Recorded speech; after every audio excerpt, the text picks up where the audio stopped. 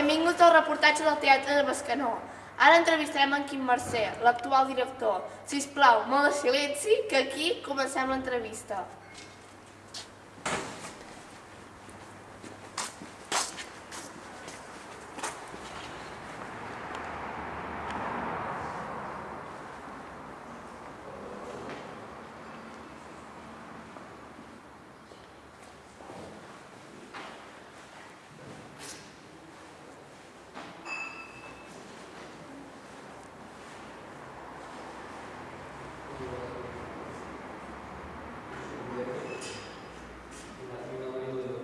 Les parts del teatre, doncs, aquí baix, on està baix de la gent és el platea, després de dalt es diu l'amfiteatre, aquí baix hi caben unes 250 persones, a l'amfiteatre hi caben cap a 70, i després a les parts doncs, seria aquí a darrere hi ha la cabina tècnica, on hi ha els tècnics, el tècnic de llum, de so, escenari, i a darrere l'escenari doncs, hi ha el magatzem i els vestuaris, i una sala d'assaig per fer els assajos abans d'entrar a escenari. Aquesta seria una mica les parts, evidentment, després hi ha les cametes, hi ha les barres de llums, tot això, però el que seria el principal són aquestes. Els assistents, ara mateix, concretament no ho sé,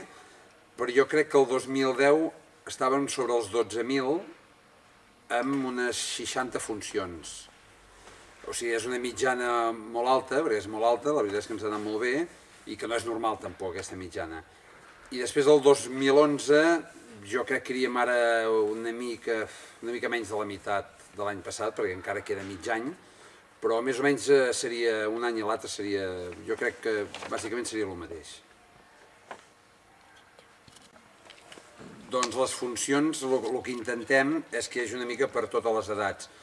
Segurament el que fem més és per adults, però després també en fem d'infantils, que de moment és les que en fem menys, però no perquè no triomfin, sinó perquè és la que n'hi ha menys poder per buscar. I després també hi ha el tipus de funció que és familiar, que aquest és el que ens agrada més fer, que quan es diu familiar hi ha gent que entén que és només per petits, per públic petit, però no, familiar precisament vol dir tota la família, que poden venir des dels nens als avis, o sigui, és allà la que agafa més volum de gent. Doncs seria això, petits, familiar, que és per tothom, i per adults. El Teatre Bescanó li ha anat molt bé poder entrar dintre del Festival de Temporada Alta de Salt i Girona. Bàsicament perquè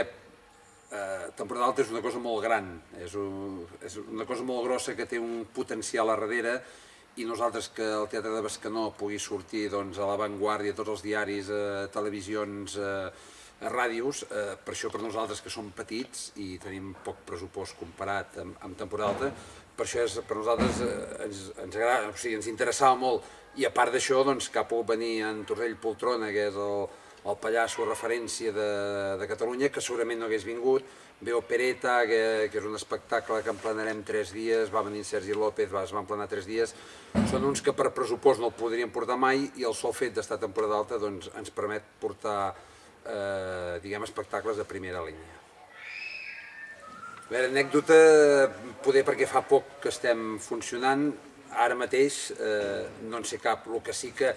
és curiós és quan ha vingut un Sergi López o en Gerard Quintana de Sopa de Cabra o els Pets, el que és curiós és la quantitat de gent, de fans que tenen el dia de Catarres, veus la gent que els espera, que fan fotos, i aquest sí que no és una anècdota, però sí que tothom li explica la vida a aquesta gent, jo t'he seguit, o sigui que és bastant impressionant quan portem algú d'aquests coneguts, la gent fidels que els segueixen, i no és una anècdota, però és una curiositat.